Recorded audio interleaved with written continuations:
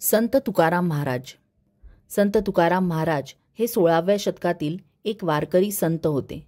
त्यांनी विठोबाच्या प्रेमात तल्लीन होऊन भक्तिरसाने आपले संपूर्ण जीवन विठोबाला अर्पण केले.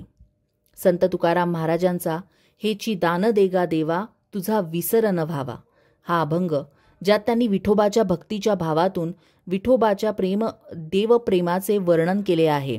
या अभंगात संत तुकारामांनी अभिव्यक्त केलेले त्यांचे देवप्रेम, भक्तिभाव, विश्वास आणि समर्पण अत्यंत सोप्या आणि समर्थ शब्दांमध्ये मांडले आहे. हेची दान देगा देवा.